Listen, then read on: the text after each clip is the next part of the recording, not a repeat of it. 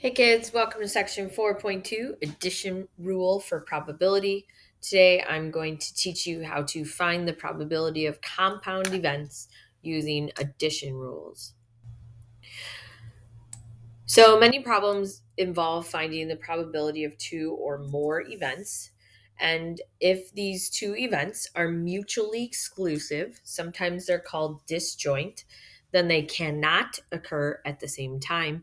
So they don't have any outcomes in common, there's no overlap. So mutually exclusive events are two events that cannot happen at the same time. Uh, let's practice determining if these events are exclusive or not.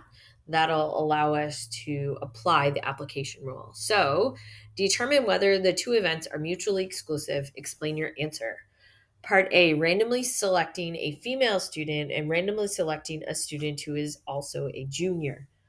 Well, can a female also be a junior at the same time? And the answer is yes. So, since they can happen at the same time, they are not mutually exclusive. Not mutually exclusive. A person can be female and also a junior. If we look at letter B, randomly selecting a person with type A blood and randomly selecting a person with type B blood, while a person cannot have both blood types at the same time, which means these are mutually exclusive events, are mutually exclusive.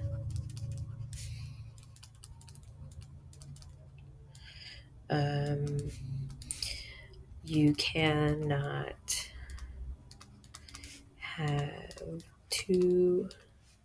have two types of blood at the same time.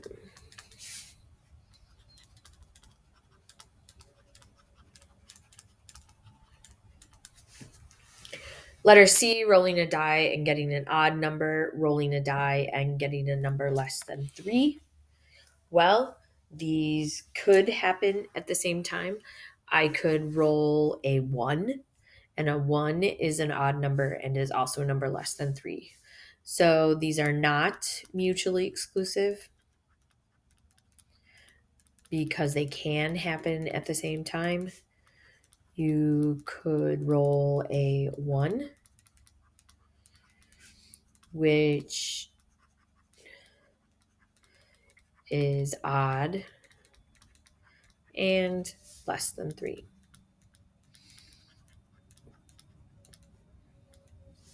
And finally, letter D, randomly selecting a person who is under 21 years of age and randomly selecting a person who is over 30 years of age. These cannot happen at the same time, so these two events are mutually exclusive.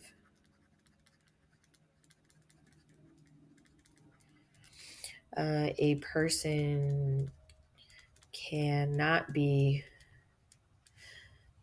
under 21 and over 30 at the same time.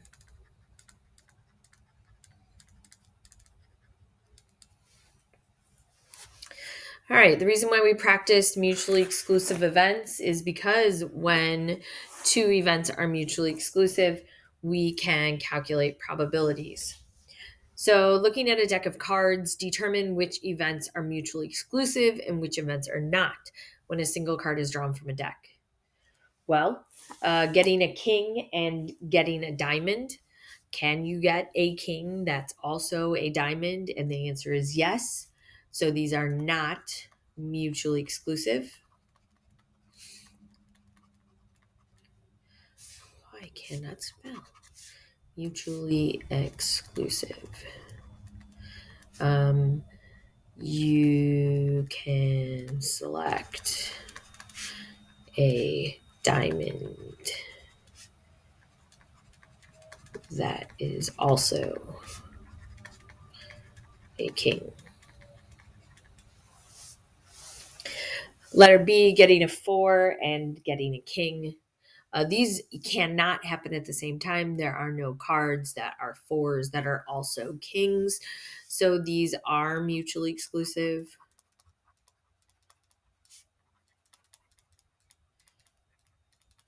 There are no cards that are a four and a king at the same time.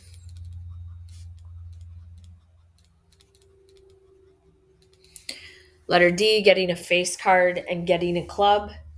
Well, there are three different face cards that are also clubs, which means they can happen at the same time, which means they are not mutually exclusive. Exclusive.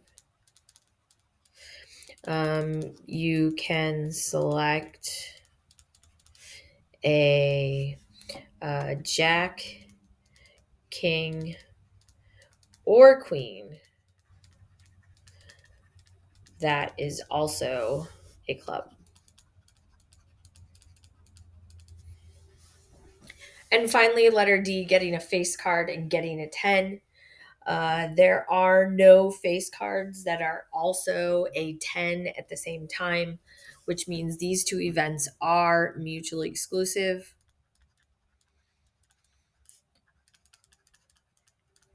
And that's because there are no cards that are a 10 and a face card. Yep. Let's make that a little bit, spread out a little bit. All right. So the addition rule says that if two events are mutually exclusive, then the probability that event A or B occurs is the probability of A plus the probability of B. This is when two events are mutually exclusive. You can add their individual probabilities together. So, for instance, a city has 9 coffee shops, 3 Starbucks, 2 Caribou coffees, and 4 Crazy Mocha coffees. If a person selects one shop at random to buy a cup of coffee, find the probability that it is either a Starbucks or Crazy Mocha coffees. Well, since you can't be a Starbucks and a Crazy Mocha coffee at the same time, these two events are mutually exclusive, which means I can add their individual probabilities together. So the probability that you buy a cup of coffee at Starbucks is 3/9, and the probability that you buy one from Crazy Mocha is 4/9. Add them together, you get 7/9. 3 decimals, you get 778. So 0.778 that you will buy it from Starbucks or Crazy Mocha. Okay, if we look at employees, the corporate research and development centers for 3 local companies have the following numbers of employees. If a research employee is selected at random, find the probability that the employee is employed by US Steel or Alcoa. So, since you cannot be employed at both at the same time, we can find their individual probabilities and add them together. So, I can find 110 out of, well, if I add all of these up, there are 1,110 employees. So, I got 110 out of 1,110, plus Alcoa has 750 out of 1,110. So that gives me 860 over 1,110, which is 86 out of 111, 0.775. Okay, if I look at ice cream in a survey, 8% of the respondents said their favorite ice cream flavor is cookies and cream, and 6% like mint chocolate chip. If a person is selected at random, find the probability that her or his favorite ice cream flavor is either cookies and cream or mint chocolate chip. Well, apparently in this survey, you had to pick just one. So person could not like cookies and cream or mint chocolate chip at the same time. So these two events are mutually exclusive, which means I can add their probabilities together. So I can find the probability that they enjoy cookies and cream and add the probability that they enjoy mint chocolate chip. And this gives us 0.140, the probability that they like one or the other. Okay, that's addition rule number one. The second addition rule is that if the events A and B are not mutually exclusive, that means they can overlap in some way, then we have to find the probability of A happening, add the probability of B happening, but then subtract off the probability of them happening at the same time. That way, you're not double counting the people that fall into both categories. You can see from the Venn diagrams that when the circles do not overlap, two events are mutually exclusive. But when the two circles do overlap, then they are not mutually exclusive. All right, let's take a look at some cards again. A single card is drawn at random from an ordinary deck of cards. Find the probability that it's either an ace or a black card.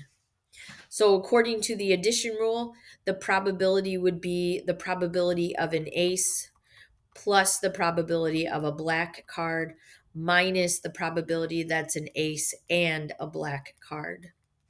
So the probability that it's an ace is 4 out of 52. The probability that it's a black card is 26 out of 52. But I need to subtract off how many black aces there are, which is 2 out of 52. That gives us 28 out of 52, which gives us 7/13. As the decimal is 0.538. The other thing you could have done is find the probability of getting an ace, which is 4 out of 52, and then add the probability of getting a black card, but don't count the aces that you already counted.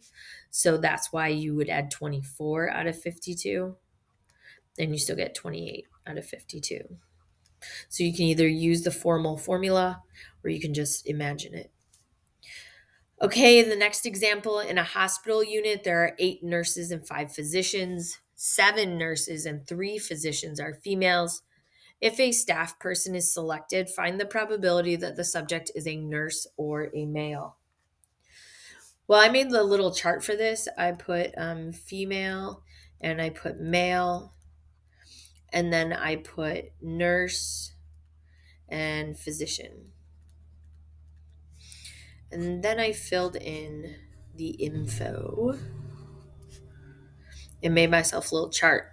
So there are 8 nurses, so 8 total nurses, and there are 5 total physicians. And then it said that 7 of the nurses are females. So in the female nurses, put a 7, and 3 of the physicians are females. So female physicians is 3. Well, if I'm supposed to have 8 nurses altogether and 7 of them are female, then 1 has to be male. If I need 5 physicians altogether and 3 of them are female, that means 2 are male. That means that there are 10 females and that there are 3 males. So if I want the probability that the subject is a nurse or is a male, I would take all the nurses, 7 and 1, and add all of the males, 1 and 2, but take off where they overlap 1. So I would have 8 over 13 plus 3 over 13. But then I need to subtract off the 1 over 13 where they overlap. That gives me 10 over 13, which gives me 0.769. All right.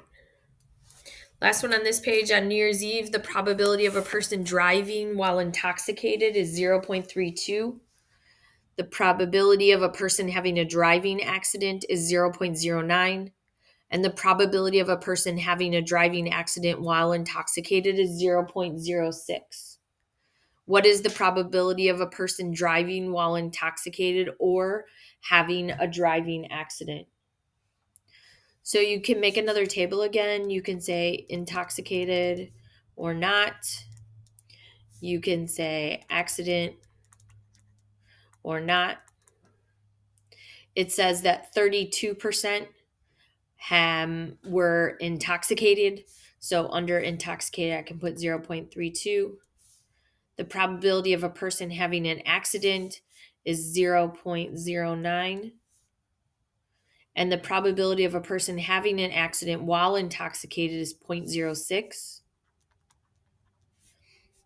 So if we look at the box in the middle, see if there's room. I'm going to have a leftover 0.03. I'm going to have a leftover 0.26. And if they all have to add up to 1, this is 0.65.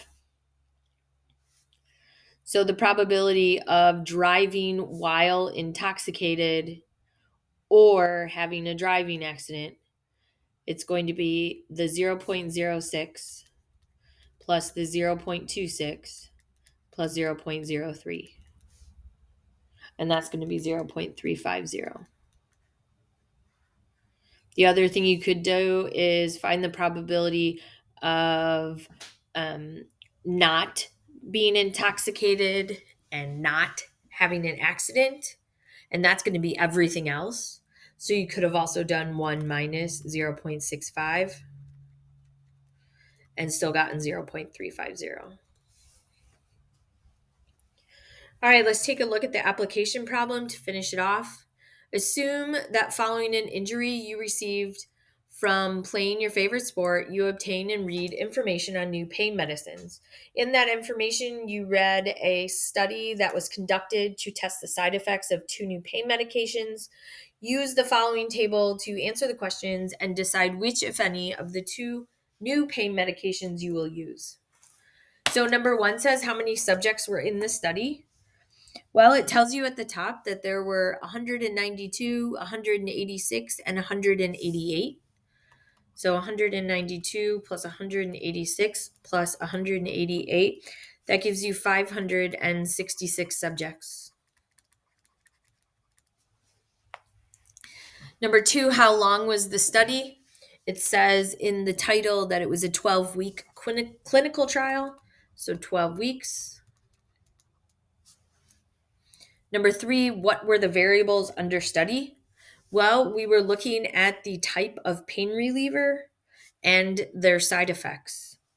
So the variables were type of pain reliever,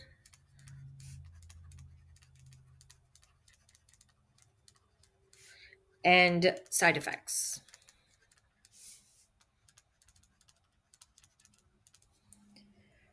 Okay, number 4, what type of variables are they and what level of measurement are they on?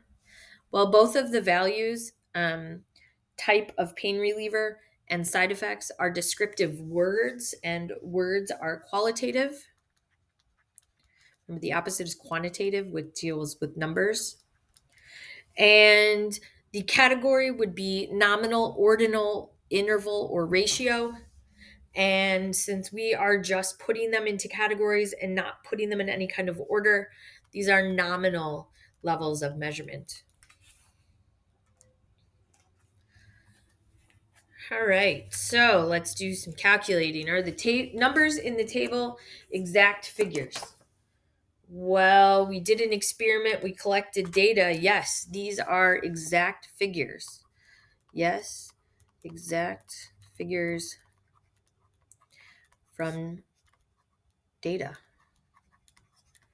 We didn't estimate. We actually performed the experiment. Number 6, what is the probability that a randomly selected person was receiving a placebo?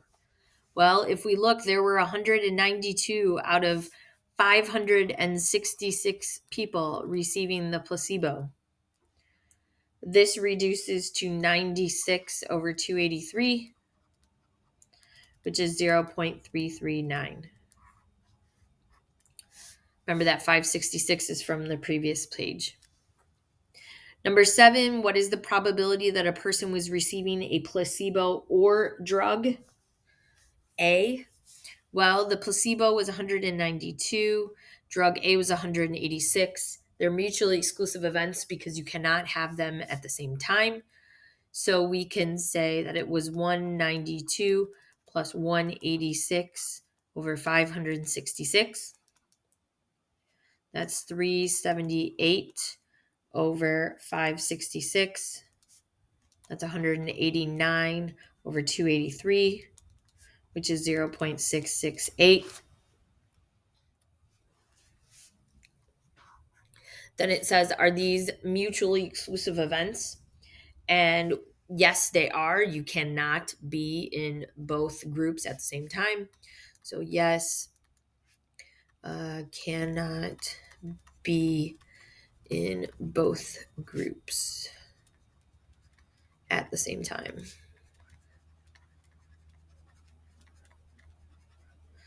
And then finally, what is the complement to this event? The complement of receiving the placebo or drug A would be receiving drug B. The complement is receiving drug B. Okay, number 8, what is the probability that a randomly selected person was receiving a placebo or experienced a neurological headache? Well, all the people receiving a placebo were in this column, and all the people experiencing a neurological headache were in this row. We don't want to count the 34 twice. So we're going to take all of the 192 and then add the 55 and the 72. So 192 that took the placebo, plus an additional 55 and an additional 72 that experienced headaches, all out of 566. That's 319 over 556. That's 0.564. Okay, let's erase that and let's look at number 9. What is the probability that a randomly selected person was not receiving a placebo or experienced a sinus headache? Well, if you didn't receive the placebo, that's going to be not the 192, but all the others added together. So the 186 and the 188. And I also want to include the sinus headaches, which would be an additional 11. So the 186, the 188, and an additional 11. 186, 188, and 11 out of 566. That's going to be 385 out of 566, which is 0.680. All right, so mutually exclusive events, you can add their corresponding probabilities together. Non-mutually exclusive events, you need to make sure that you subtract off the overlap. Okay, if you have any questions, please let me know. And as always, keep calm and keep trucking.